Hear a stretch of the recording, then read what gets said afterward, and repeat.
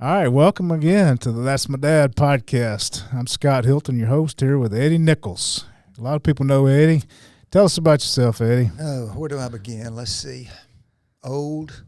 Been here for a long time. Like that song, Barry Manilow, I've been alive forever. That's kind of the way I look at my life these days. But thank God every morning for another day of life. But, also thank him for just allowing me to do all these years what he's called me to do.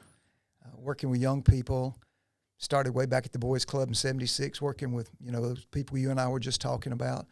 And it's just progressed up to now where we're working with all these children across the street at Floyd Elementary at the Dream Center. And I think this will be probably the greatest ministry I've ever done with the last years of my life. So looking forward to what the future holds. Yeah, so I've heard of Eddie Nichols. I'm a little bit younger than you, not much. Yeah. But we were just talking. You were director at the Boys Club when I was playing high school football, and the Boys Club was next door to the field house. So that's where we met. But through the years, you've just kind of had a unique ministry. You haven't been on staff at a church in quite a while, but you've ministered to a lot of people, and a lot of down and out people. Yeah. I remember hearing, there were some guys one time told me that they were living in a house that you had found for them. Probably don't need to even talk about that. But you've done those kind of things for years where you've just kind of taken people in unofficially and helped them out. Tell us some of the things you've been involved Well, they're with. probably telling you the truth. We were given a transition home over on Cherry Street downtown. And, we go in and we didn't have any money to fix the house up, didn't have any money to put power or water or anything. And I remember I got a call from a church, and they said, we got this homeless guy that keeps coming in the church, and he stinks, and you think you might could talk to him. And anyway, I remember jumping this curb in my expedition and driving out through the woods where he was, and he was the first one I put in that house. And I remember saying to him, I'm so sorry that I don't have any water and I don't have any power. And he said the most profound thing to me. He said, you saw where I was living out there under that sheet? This right here is the best thing I've had in a long time, so don't apologize for it. And I realized right then, it's not that you got to give them big stuff. You just got to show them that you care, that they are somebody, there's potential in their life, and God created them for greatness. And if they see that and believe that you believe that in them, it's amazing the transformation that you can see sometimes with them. Yeah, and so you were just doing this on your own. I mean, oh yeah, like I said, you didn't have anybody supporting and helping out. You just those were some rough things years on your own financially. Yeah, because there was nobody. You've just been a guy that's helped out a lot of people through the years, just kind of on your own, and people have heard about that. You've also ran a ministry, Breakaway Ministries. You do youth camps. What else do you do with Breakaway? Yeah, we've been doing youth camps since 1987. We had been doing winter camps, but we stopped those in 2018. Well, when we started the Dream Center, and we realized that the winter months, when we do Christmas parties, for 200 to 300 people, we just can't do both. And I knew this was the time to call that one quits. So what we did was increased our summer camps to 4 to 5 camps in the summer. And we've been doing that for a long time. And basically, we just bring church groups in from all over and do a more of a smaller, more relationship building type camp. Yeah. So you've been doing that, and then 10 years ago you started the Dream Center. Has it been 10? Well, it's been actually 2012. Yeah, 10 years that we started seeing the possibility of doing something and trying to figure out, where we were going to go from what we were doing at First Baptist, because it was time for us to move on from there. But I'll tell you something beautiful that took place. Once we left, and in the meantime, looking for a location, a bunch of the guys that were coming were gang members. And they began to say, Mr. Eddie, can we just keep doing a Bible study? So we did a Bible study all the way up to COVID, from 2012 up until 2020. Started out with about 28. And I realized when one of the 28 robbed the pizza man when he was bringing pizza to us that it was time to have a conversation with him from my heart. And I told him, I love you. I'll do anything for you. If you need me, just call me. I'll come pick you up, whatever you need. But if you're not sincere about wanting to know about God's word, then I don't need you to come back. And so it dwindled down to about 12, 13. But yeah, I knew the guy, and I knew exactly who it was that stole from him. And I said, Dave, man, what do you mean? He said, oh, Mr. Edley, how did you know it was me? Well, that's pretty obvious. But yeah, that was beautiful to see that. And I still can ride down on the strip and see these guys. I just saw one yesterday at 6:30 in the morning at Walmart. And he saw me. He works there, and he came up and hugged me and said, Mr. Ed, and he was talking to his girlfriend on the phone. She's a teacher across the street from the Dream Center, and was talking about who I was and how much it meant to him to have me in his life. You know, yeah. Mm-hmm. It's funny. You think, well, what's no white dude doing with a bunch of gang members? I still don't know, but I just showed them I loved them and poured God's word in their heart, and the rest is history. And you've been doing that for years and years in our community here, and a lot of people know that. But the Dream Center's kind of formalized that. So you're doing an after-school program. You did a big Christmas event for toys and things, and you're doing an after-school program, a kind of a mentoring program. Mm-hmm. And it's in an area where, it's the area I grew up in, as a matter of fact, and where there's a need. There's people that are hungry. Boy, that's a community that needs hope and really needs what we're doing. And, I told you earlier, we really believe that we're going to change a community and eventually change this city by investing in the life of a child. Because when we begin to invest in that child's life, next thing you know, we're getting moms and dads where there are dads, grannies, siblings, and we're able to form a relationship not with just one child anymore, but 7 or 8 in a family. Yeah, and we're seeing that happen. Let's talk about that in relation to fatherhood. That's one of the reasons I wanted to have you on. You've spent your whole life mentoring. That's basically what you've done. And what is a kid missing when he doesn't have a dad? You've had a lot of them that didn't have a dad. What are they missing? The biggest thing is, and you hear it all the time, is just that male role model. They don't have opportunities to do a lot that a child with a father does, whether that be teach them how to play basketball. You'd be surprised the number of kids that I had, those gang members, that couldn't shoot ball. We had them out there on Tuesday nights, and it was really strange to me how many of them couldn't even shoot a layup with not awkwardness. But you take for granted that they know these things, but they don't. They don't have that role model to teach them how to change oil in a car, to teach them how to dress for an interview. None of those things that you take for granted when the dad's not present, much less somebody in there to lead them spiritually and guide them in the right direction. What do you think this does to our society? What are the effects of that? From a guy who's been in the trenches, you can speak to this. Well, you see it today. The more that we can believe that the government is going to be the savior of the world, and the more that people can buy into that, I call it generational curse. Mm-hmm. Granny was on it, Mama was on it, my brothers and sisters on it, I'm going to be on it. And I'm trying to show them there is a different way, there's a better way. You're a perfectly healthy 19-year-old young man. Mm-hmm. Let's go over to Walmart. I told this guy this one time, and his mom got so mad at me.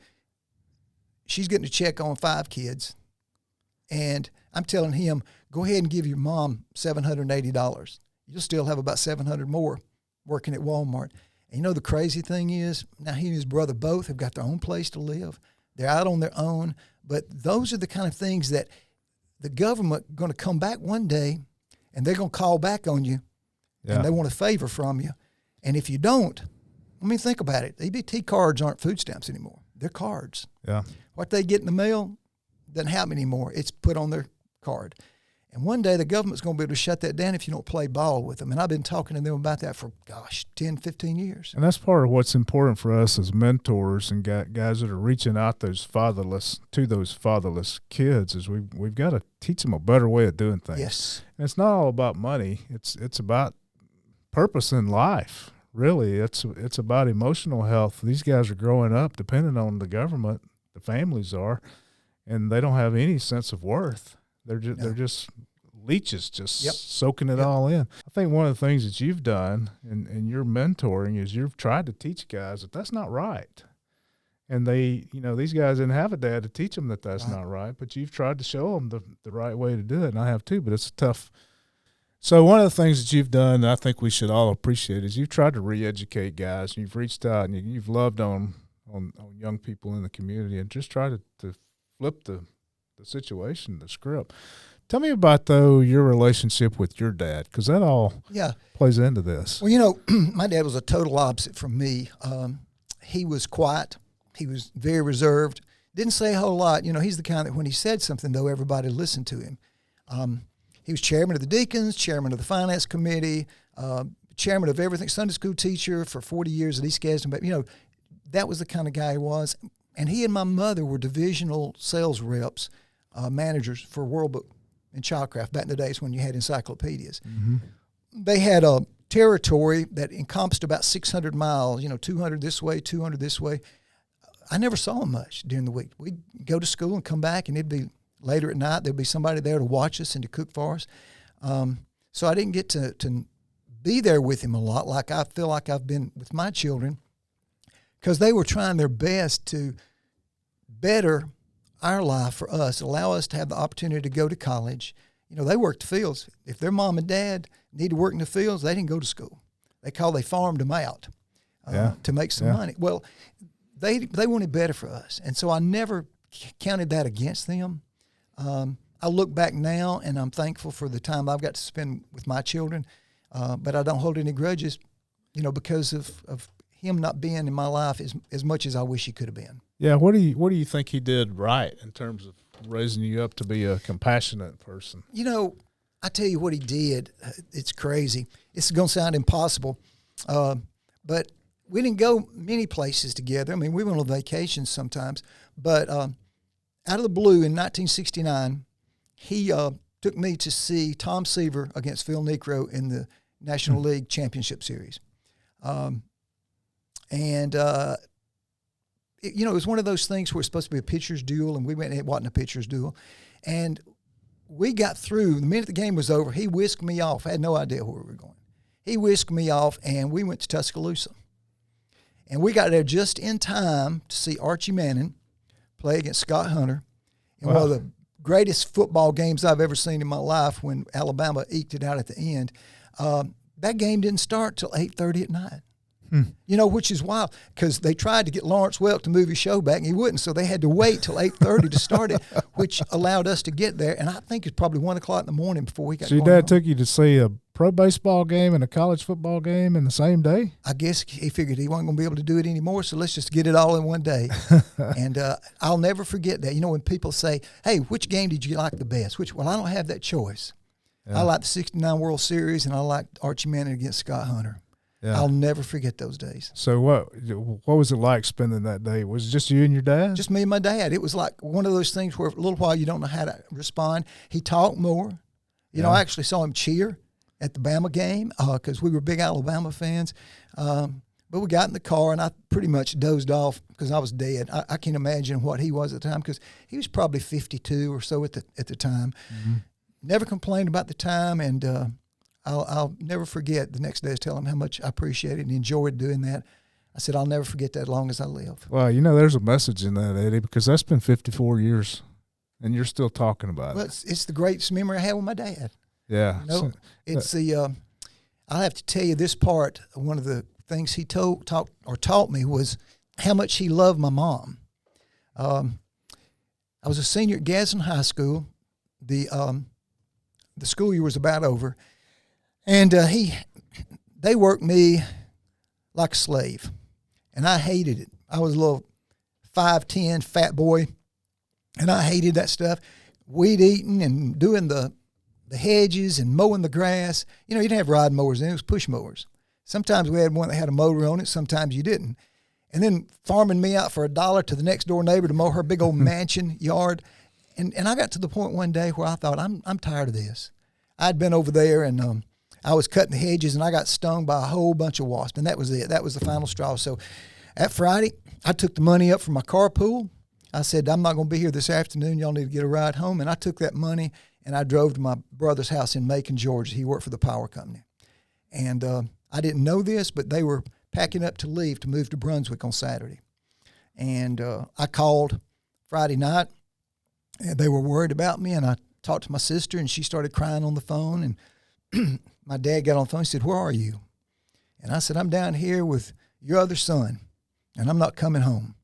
I'm tired of being worked like that and all these things. I'm laying all of my demands on the table." And he said, "Well, I think you need to come home." He said, "We'll talk about it when you get home, but your brother's moving." I said, "I know that." And he said, "So it's probably not wise to go with him." And I remember driving back from Macon, Georgia, thinking I had achieved greatness. I had laid out all my demands and they were fixing to be met. And this is the true story. I got home and he said to me, "We're going to get up Sunday morning and we're going to drive to Brunswick. We're going to go see your brother.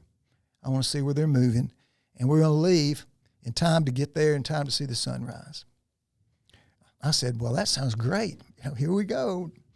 So we get up probably like 1 o'clock in the morning, which is weird. And we drive, and he smoked a cigar, and he was puffing on that thing, and I was sleeping. And we got there in time, right on the beach, to see the sunrise. And he said, "I want to give you something." And he gave me a brand new wristwatch. And I said, "Dad, what's this for?" And he said, "I just want to tell you something. Next time you decide to run away, if you'll let me know, I'll give you some money." And I said, "Now, why would you do that?" And he said, "You broke your mother's heart, and you'll never do that again. So next time you run away, I don't want you coming back."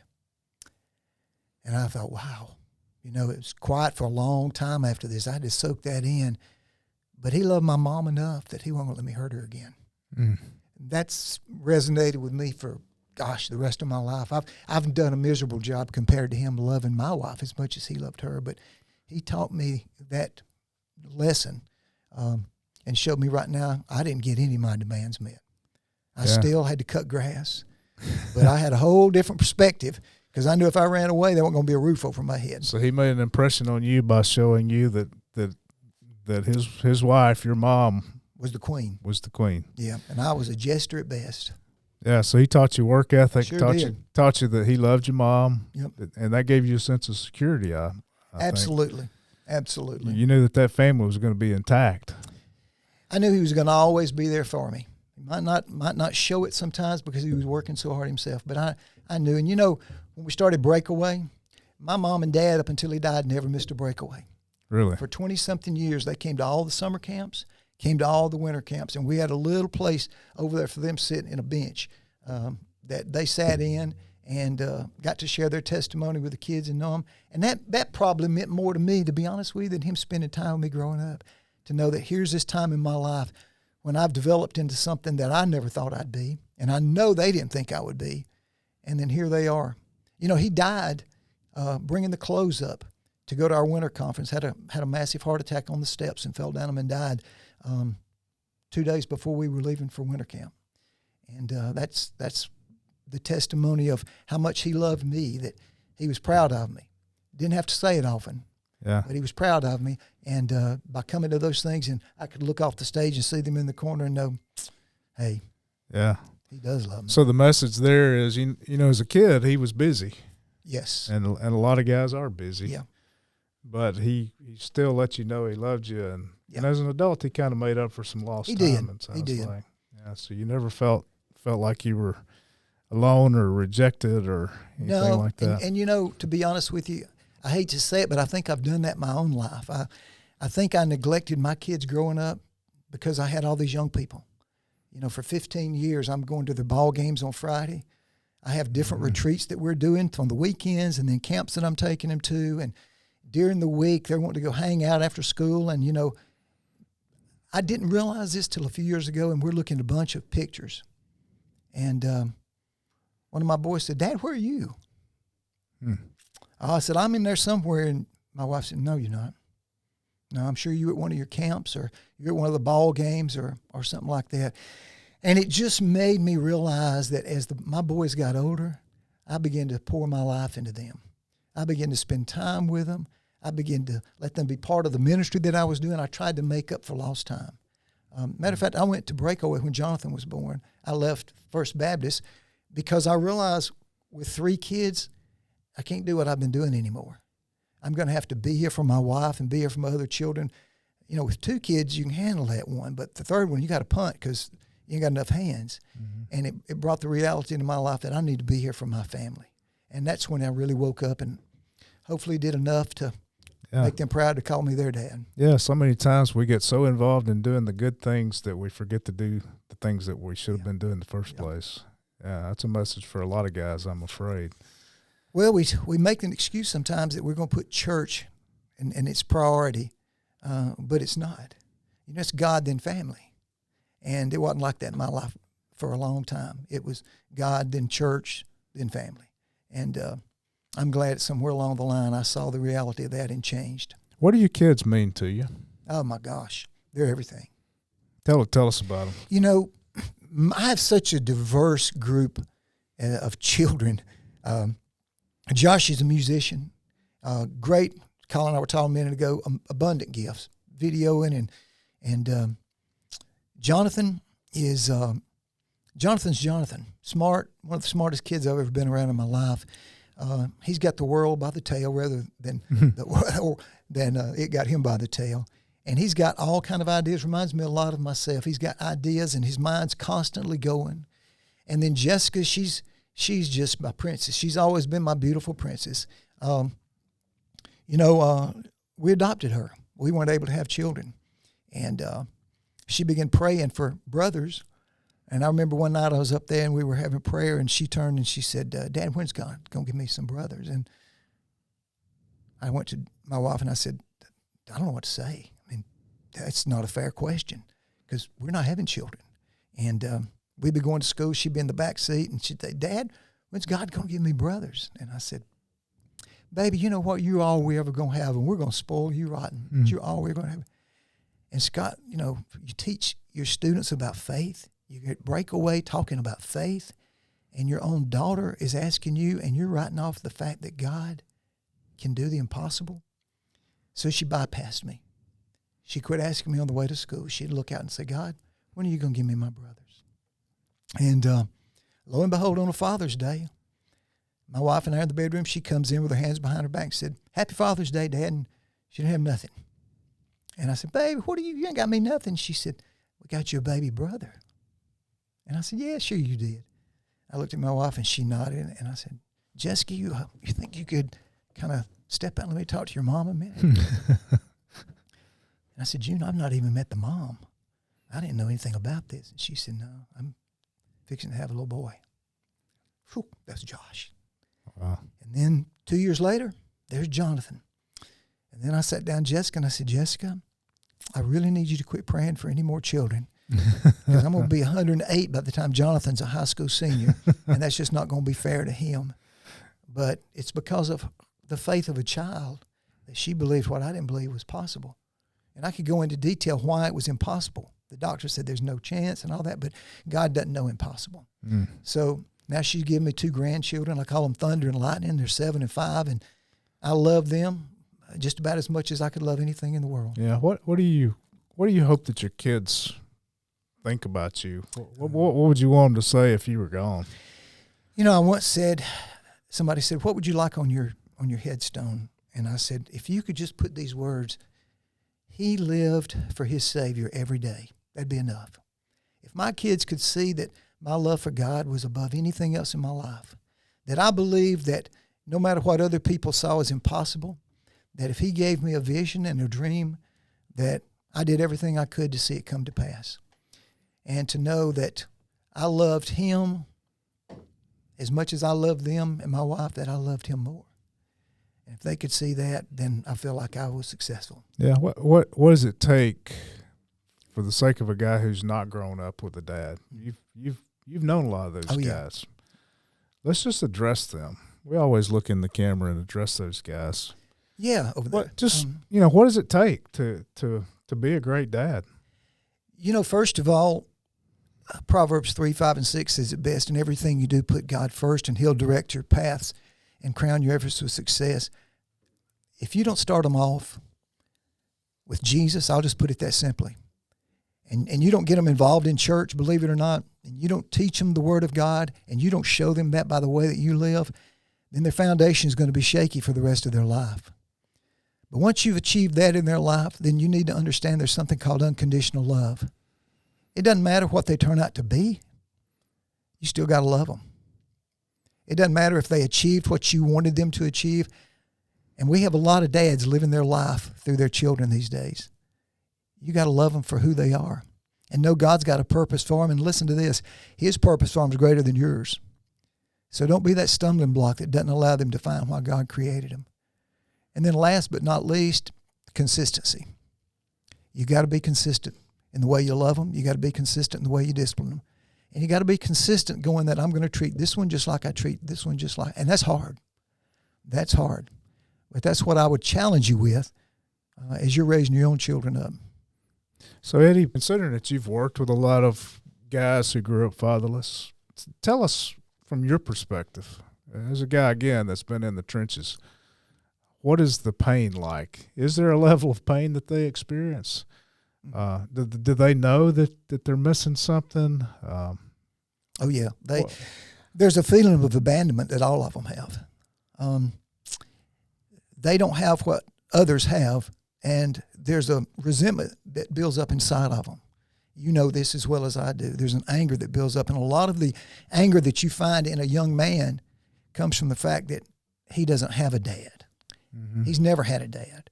And I've heard him curse the father's name. I've heard him say that I could care less if he came in my life right now. And there's a feeling of almost hopelessness because they think I cannot ever be what I'm supposed to be because I never had a dad. But boy, that's a lie. Mm-hmm. That's a lie. And a lot of them use that as a crutch that I've had in this Bible study group that I did.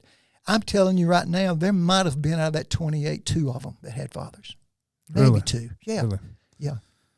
Well, I want to allow you a chance to do something. Okay. You spoke of your dad, mm-hmm. and I know he's passed away. But yeah. if you could speak to your dad one last time, what would you want to say to him? Wow, boy, that's a good one. Pretty much that as I got older, I realized that you being there or not being there for times was not a choice that you really wanted to make. It's something you felt you had to do to provide for all of us, to give me the opportunity to graduate from Jacksonville State University, to be able to go into ministry and to know that, honestly, anytime I ever needed you, you were always there for me. Also, those times you had me weed eating and hoeing the garden and made me get a job when my friends didn't have jobs, riding a stupid bicycle with a giant basket delivering papers. It developed a work ethic in me that I wouldn't change for anything in the world. And one day I'll be able to tell you that personally. That's awesome. Yeah. One of you boys who's almost 30 now, I guess. I'm pushing it. Yeah.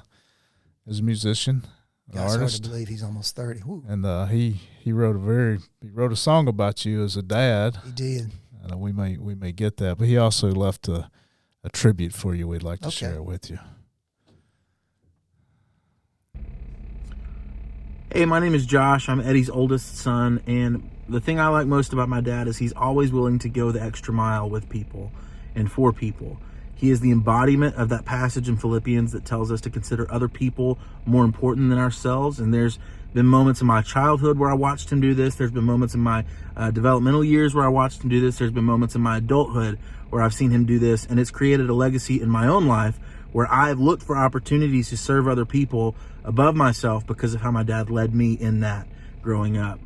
One of my favorite stories of my dad is, I remember it vividly. We were eating lunch at Logan's in Gadsden before they closed down. Rest in peace, Logan's. And someone who knew my dad came over to our table very briefly and just said, "Hey, Eddie, I've got something for you after lunch. If you'll just come by my car, then I'll hand it to you." And I remember leaving that place, hopping in my car, and it wasn't 5 minutes of me being on the road before I get a phone call from my dad, who is just sobbing. I can't understand a word he's saying. He's just overwhelmed with emotion. And when he finally was able to speak clearly, he just said to me, "If there's nothing else you remember from me in this life, there's nothing else I teach you, I want you to always know that God provides." Someone had given him a very large amount of money. This was a season where there was not a whole lot of money coming in. It was a season where the Dream Center was in desperate need of renovations, which required money, and we didn't have it. It was a season where my dad was really just walking in faith and trusting that the Lord was going to provide. And so this was one of those monumental moments where he did. And it's just been story after story like that since that day. But I remember that being the moment where I was like, man, God's got us, and he's got my dad, and he's got this dream center under control. And so I love the fact that he immediately took any glory and praise for himself of being able to raise those kind of funds, and he directed it back to Jesus. And he reminds me of John the Baptist in that, who immediately when people come onto the scene to see what it's all about, this godly man, this follower of the Lord making a way, the second he gets the opportunity to see Jesus, he directs all the attention off of him and says, behold the Lamb of God who takes away the sins of the world. And so my dad's been a great role model in that, and I'm just super grateful that I have stories and experiences like I do that have been able to shape and mold me as his son and as a leader in my own right. And so, Dad, I love you. I'm so excited they're doing this podcast with you. You deserve it. And the city of Gadsden and the world needs to know the story of the Megyn Kelly Dream Center. And they need to know the story of Eddie Nichols, who is a faithful, obedient servant of God. And I've seen it with my own two eyes. And I'm so grateful to be your son. I love you. Wow. How's that make you feel? Yep. Yep. You're one of those guys who's reached out and cared for those people. So thank you for what you do and for setting that example. And I think you'll never know the impact you've had, but you don't care to know. No. It doesn't really matter if you know or not, but you'll never know the impact you've had on so many lives. And I just want to thank you on behalf of the folks from my little town here. Josh has learned, as I hope all mine have, the faithfulness of God. That just because the world sees it as impossible, if God leads, he's going to provide. My daughter said to me, Dad, all your friends are retiring. When are you retiring? And I said, baby, you don't retire from what I do. You just die. And she said, well, that's morbid. I went, no, I can't think of a better way to go than doing what the Lord called you and created you to do. Wow. That's great. Thank you for sharing that. We appreciate you, Eddie. That'll conclude this episode of That's My Dad, where we're inspiring fathers to be great dads, and we're breaking cycles of generational fatherlessness. Thanks for joining us, and we'll see you next week.